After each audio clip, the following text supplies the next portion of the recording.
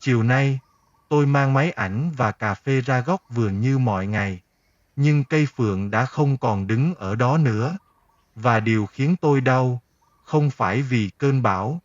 Đến cuối câu chuyện này, tôi mới hiểu rằng, điều khiến con người đau nhất không phải là mất đi một cái cây, mà là nhận ra mình đã bỏ lỡ quá nhiều điều đẹp đẽ, khi nó còn ở ngay trước mắt. Và có lẽ, ai trong chúng ta, cũng từng như vậy với một người, một nơi, hay chính cuộc đời của mình. Chiều hôm đó, khoảng 3 giờ, tôi cầm chiếc máy ảnh quen thuộc trên tay. Tay còn lại là chiếc bình cà phê vẫn thường mang theo mỗi lần ra góc vườn. Mọi thứ giống hệt những buổi chiều trước đây.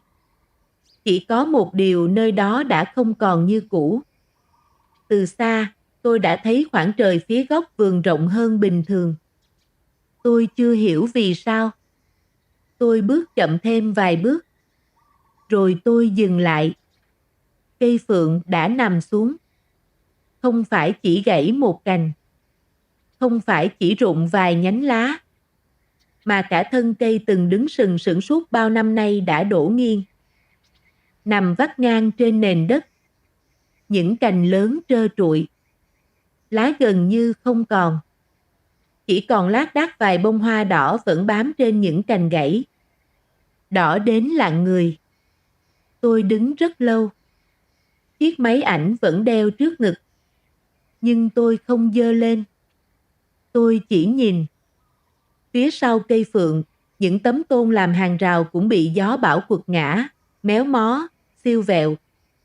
Đám cỏ trong vườn sau nhiều ngày mưa mọc cao quá mắt cá chân. Nơi hồ nước nhỏ, rau muống và cỏ đã phủ gần kín mặt nước. Không còn khoảng nước trong mà trước đây những con chim vẫn thường sà xuống tắm.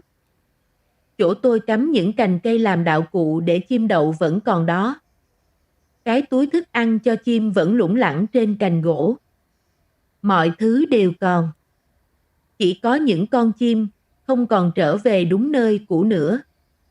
Tôi nhìn lên khoảng không mà mỗi buổi chiều, từng đàn chim vẫn bay về đậu trên những cành phượng. Hôm nay, khoảng trời ấy trống trơn. Tôi bất giác ngồi xuống đúng chỗ mình vẫn ngồi. Chiếc ghế cũ. Chiếc bình cà phê đặt bên cạnh. Theo thói quen, tôi còn đưa mắt tìm một con chim nào đó sẽ đáp xuống. Nhưng rồi tôi nhớ. Không còn cành nào để chúng đáp nữa. Trong đầu tôi hiện lên rất nhiều hình ảnh. Những buổi sáng nắng nhẹ. Những buổi chiều có gió. Những lần tôi ngồi hàng giờ dưới gốc cây. Bị muỗi cắn khắp hai chân mà vẫn không muốn đứng dậy. Có hôm chỉ để chờ một khoảnh khắc rất nhỏ. Một con chim nghiêng đầu. Một cặp chim tỉa lông cho nhau. Một chú chim xuề cánh. Một tiếng hót vang lên giữa những chùm hoa phượng đỏ. Ngày ấy, tôi chỉ mải mê chụp những con chim. Hôm nay nhìn lại, tôi mới nhận ra. Hóa ra suốt những năm ấy, chính cây phượng mới là người âm thầm đứng phía sau tất cả những bức ảnh đẹp của tôi. Tôi bước đến gần hơn, đưa tay chạm vào phần thân cây đã đổ. Lớp vỏ sần sùi vẫn như ngày nào. Không khác, chỉ khác là nó không còn đứng nữa. Mắt tôi dừng lại ở một bông hoa còn sót trên cành. Nó vẫn đỏ, vẫn nở, giữa một thân cây đã ngã. Tự nhiên tôi thấy nghẹn. Điều làm tôi nghẹn không phải vì một cái cây chết, mà vì tôi biết, từ ngày mai trở đi, sẽ không còn buổi chiều nào giống như những buổi chiều trước nữa. Không còn bóng cây để ngồi tránh nắng. Không còn nơi đàn chim quen thuộc đáp xuống. Không còn cái cảm giác vừa nhấp một ngụm cà phê, vừa chờ tiếng chim hót ngay trên đầu. Tôi cứ nghĩ, mình đang tiếc cây phượng. Nhưng đứng thêm một lúc nữa, tôi mới nhận ra, có lẽ tôi đang tiếc một quãng đời của chính mình. Một quãng đời bình yên đến mức khi đang sống trong nó, tôi không hề biết mình hạnh phúc và thảnh thơi. Tôi đã tự hỏi mình, tại sao một cái cây đổ lại khiến mình buồn đến vậy? chỉ vì không còn chỗ chụp chim sao? Hay vì từ ngày mai, mình sẽ không còn có những bức ảnh đẹp nữa? Lúc đầu tôi nghĩ là như vậy. Nhưng càng đứng lâu, tôi càng thấy câu trả lời ấy quá nông cạn. Nếu chỉ vì ảnh, thì tôi vẫn có thể đi nơi khác. Nếu chỉ vì chim, thì chúng sẽ tìm một cái cây khác để đậu. Tôi tự hỏi, vậy điều gì làm tôi đau? Tôi nghĩ rất lâu. Rồi tôi hiểu. Điều tôi mất không phải một cái cây, mà là một người bạn đã lặng lẽ ở cạnh mình suốt nhiều năm. Một người bạn không nói, không đòi hỏi, không cần tôi nhớ đến. Chỉ đứng đó, ngày nào cũng đợi tôi, để che nắng, để giữ những con chim lại, để tạo nên những khoảnh khắc đẹp mà lúc ấy tôi cứ ngỡ là điều hiển nhiên. Tôi chưa từng nghĩ sẽ có ngày nó biến mất như hôm nay. Có lẽ, con người rất dễ quen với sự hiện diện của những điều tốt đẹp. Quen đến mức tưởng rằng chúng sẽ ở đó mãi mãi. Chỉ đến khi mất đi, mới cuống cuồng đi tìm trong ký ức. Tôi lại tự hỏi mình thêm một câu nữa. Nếu hôm nay không phải cây phượng, mà là một người thân, liệu mình có đang sống giống như vậy không? Có phải mình cũng đang nghĩ rằng ngày mai vẫn còn, tháng sau vẫn còn, năm sau và năm sau nữa vẫn còn không? Tôi cho rằng hôm nay chưa cần ngồi thêm với họ một chút, ở bên họ một chút, chưa cần nói thêm một câu, chưa cần nhìn họ lâu hơn một chút, chưa cần lưu lại thêm một kỷ niệm. Để rồi một ngày, mọi thứ cũng bất ngờ giống như cây phượng này, đổ xuống, không báo trước. Ai mà biết được, có phải vậy không? Rồi tôi nhìn lại chính mình. Điều làm tôi giật mình nhất là tôi đã trách cơn bão. Tôi giận cơn bão. Tôi nghĩ chính cơn bão đã cướp mất cây phượng. Nhưng càng nghĩ, tôi càng thấy không đúng. Cơn bão chỉ đến một đêm. Còn sự vô tâm của tôi đã kéo dài suốt nhiều năm. Tôi có hàng trăm bức ảnh chim trên cây phượng, nhưng lại rất ít bức ảnh dành riêng cho chính cái cây ấy. Tôi đã ngắm chim rất nhiều, nhưng lại ít khi ngẩng đầu nhìn hết vẻ đẹp của tán phượng. Ít khi đứng xa để nhìn toàn bộ dáng cây giữa bầu trời. Ít khi tự nói với mình rằng cây này đẹp thật. Tôi luôn nghĩ để hôm khác cũng được, để mùa sau cũng được, để mai chụp cũng được. Nhưng hóa ra có những cái mai không bao giờ đến. Tôi ngước lên nhìn những bông hoa còn sót lại trên cành gãy. Chúng vẫn đỏ, vẫn bình thản nở. Không một lời oán trách cơn bão, cũng không than thân vì mình đã ngã xuống. Chính hình ảnh ấy khiến tôi lặng đi. Có lẽ không phải cây phượng đang dạy tôi điều gì, mà chỉ là sự sống bằng một cách rất tự nhiên đang đặt trước mắt tôi một câu hỏi. Nếu một ngày chính mình cũng gặp một cơn bão trong cuộc đời, liệu mình sẽ chỉ nằm đó để tiếc nuối không? Hay vẫn còn giữ được một bông hoa nào đó nở trong tâm mình, giống như những bông hoa đỏ còn sót lại trên cành phượng hôm nay? Tôi đứng trước cây phượng thêm rất lâu, không còn cố tìm một con chim nào nữa, cũng không còn trách cơn bão. Ánh mắt tôi chỉ dừng lại ở những bông hoa đỏ còn sót trên cành. Tôi chợt tự hỏi mình, tại sao? Tại sao một cái cây đã ngã rồi, mà hoa vẫn còn nở nhỉ?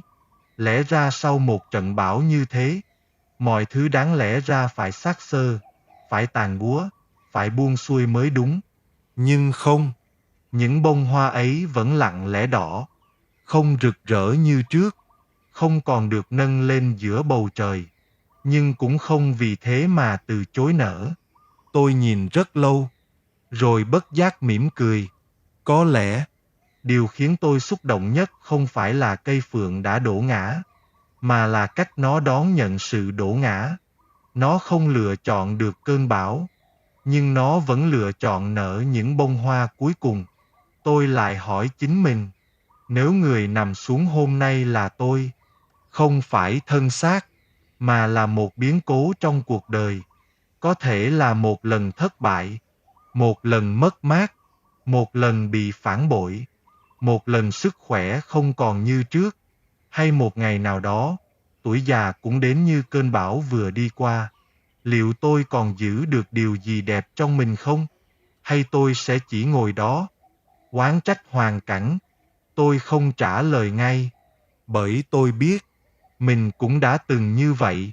Đã từng có lúc chỉ nhìn vào điều mình mất, chỉ nhìn vào cánh cửa đã đóng, chỉ nhìn vào khoảng trống, mà quên nhìn xem, trong tay mình vẫn còn điều gì. Chiều hôm nay cũng vậy. Tôi cứ nhìn mãi vào thân cây đã ngã. Đến khi ngẩng lên, tôi mới thấy những bông hoa. Điều ấy làm tôi giật mình.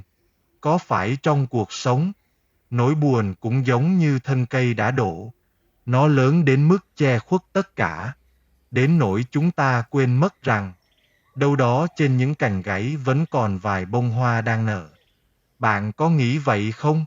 Rồi một ý nghĩ khác đến với tôi. Có khi nào cây phượng này kết thúc thật không? Tôi nhìn xuống phần gốc.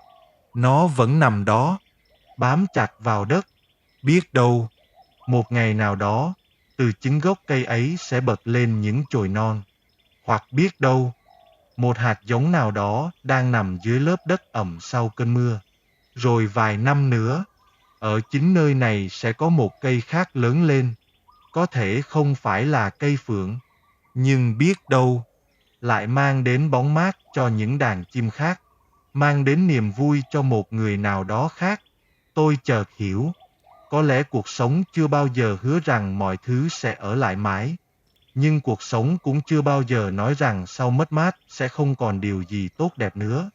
Chỉ là, lúc đau nhất, chúng ta không muốn tin điều đó, và chính tôi cũng đã như vậy.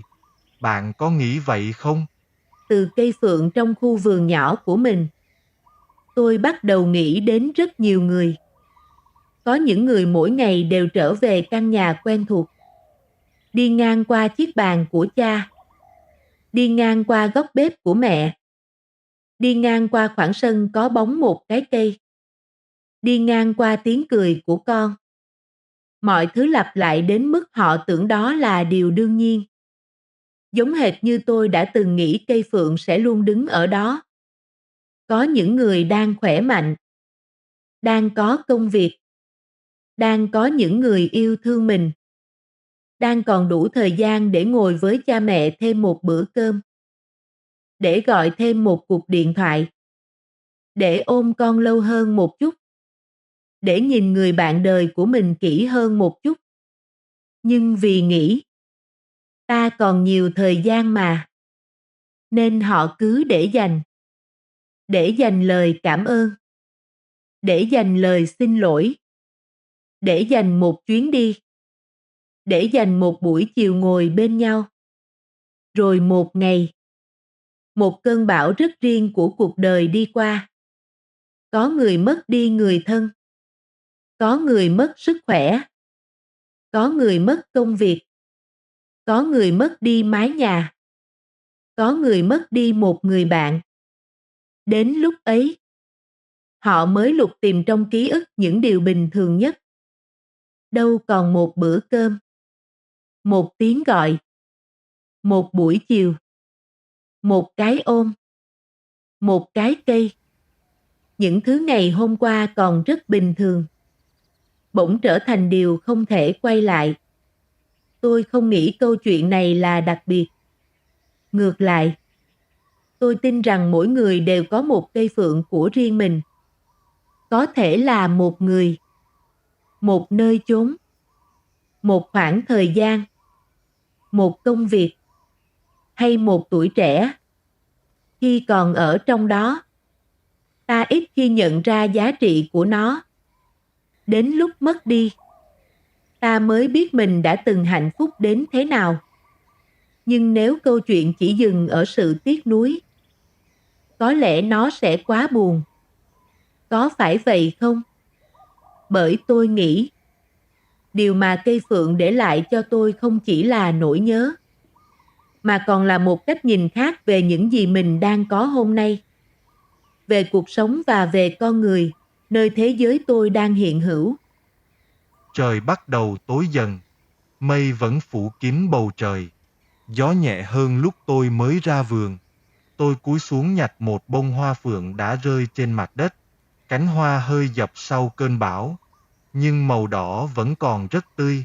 Tôi xoay bông hoa trong lòng bàn tay, bỗng thấy mình nhẹ hơn. Không phải vì nỗi buồn đã hết, mà vì tôi không còn muốn chống lại điều vừa xảy ra nữa. Cây phượng đã hoàn thành hành trình của nó. Điều tôi có thể làm, không phải là mong nó đứng dậy, mà là biết trân trọng hơn những gì vẫn còn đang đứng bên cạnh mình. Từ ngày mai, có lẽ tôi vẫn mang máy ảnh ra vườn, vẫn mang theo bình cà phê, có thể sẽ ngồi ở một chỗ khác, có thể những con chim sẽ chọn một cành cây khác, có thể tôi sẽ phải chờ rất lâu mới có lại những khoảnh khắc đẹp như trước. Nhưng tôi biết, lần này, tôi sẽ không chỉ chăm chăm nhìn vào con chim, tôi sẽ ngẩng đầu nhìn cả cái cây trước mắt mình, nhìn trọn vẹn những chiếc lá, nhìn bầu trời phía sau, nhìn ánh nắng đi qua từng cành, và biết ơn vì mình còn có mặt ở đó để được nhìn thấy những điều đó. Biết đâu, một ngày nào đó, ngay bên cạnh gốc phượng cũ, sẽ nhú lên một mầm cây rất nhỏ. Có thể tôi sẽ là người đầu tiên nhìn thấy nó. Có thể những đàn chim của nhiều năm sau sẽ lại tìm đến. Và cũng có thể, một buổi chiều nào đó, tôi sẽ lại ngồi uống cà phê dưới một tán cây mới. Không phải để thay thế cây phượng cũ, mà để tiếp tục yêu những điều đang hiện diện bên mình. Khi chúng vẫn còn ở trước mắt mình, tôi đặt bông hoa phượng lên gốc cây, rồi lặng lẽ đeo máy ảnh lên vai, bước chậm ra khỏi khu vườn. Phía sau lưng tôi, thân cây vẫn nằm đó, những bông hoa đỏ vẫn lặng lẽ nở trên cành gãy. Và không hiểu vì sao, lần này, khi quay đầu nhìn lại, tôi không còn chỉ thấy một cái cây đã đổ. Tôi thấy một điều tốt đẹp vẫn đang sống, và mọi thứ cũng như đang khởi đầu một hành trình mới. Có lẽ, điều khiến con người đau nhất không phải là một cơn bão đã lấy đi điều mình yêu quý, mà là đến khi cơn bão đi qua, ta mới nhận ra mình đã sống quá vội để kịp yêu thương những điều bình dị vẫn ở bên cạnh mình mỗi ngày. Bạn có nghĩ vậy không? Chiều hôm nay, cây phượng trong khu vườn của tôi đã đổ ngã. Nhưng trước khi khép lại một hành trình của mình, nó vẫn để lại vài bông hoa đỏ trên những cành gãy. Có lẽ cuộc đời cũng vậy. Không phải vì ta chưa từng vấp ngã mà cuộc đời trở nên đẹp, mà là sau mỗi lần ngã xuống, trong tâm mình vẫn còn đủ dịu dàng để giữ lại một bông hoa nào đó cho người khác, và cho chính mình. Để rồi một ngày nhìn lại, ta không chỉ nhớ rằng mình đã từng mất đi điều gì, mà còn biết ơn vì mình đã từng được đi cùng nó, dù chỉ là một đoạn đường. Video này không phải để kể về một cây phượng, mà là để lưu lại một buổi chiều, đã làm tôi nhìn cuộc sống bằng một ánh mắt khác. Tôi tin rằng, ai trong chúng ta cũng có một cây phượng của riêng mình. Có thể đó là một người vẫn còn đang ở bên cạnh bạn, hay một nơi chốn bạn đã từng gắn bó. Một kỷ niệm mà mỗi lần bạn nhớ lại, tim vẫn trùng xuống. Hay đơn giản, là một khoảng thời gian bình yên mà ngày ấy bạn chưa từng nghĩ mình sẽ nhớ đến.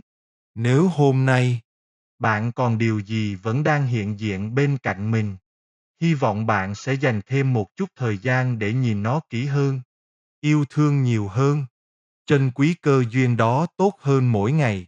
Biết đâu, Chính những điều bình thường ấy, sau này sẽ trở thành ký ức đẹp nhất trong cuộc đời bạn. Còn bạn thì sao? Đã bao giờ bạn mất đi một điều tưởng như rất bình thường, để rồi sau đó mới nhận ra nó từng quý giá đến nhường nào không? Nếu bạn muốn, hãy chia sẻ câu chuyện của mình ở phần bình luận. Tôi sẽ đọc. Biết đâu, câu chuyện của bạn sẽ giúp một người khác biết trân trọng hơn những gì họ vẫn còn đang có ngay từ hôm nay. Cảm ơn bạn đã xem video. Hẹn gặp lại bạn trong các video tiếp theo. Trân trọng cảm ơn.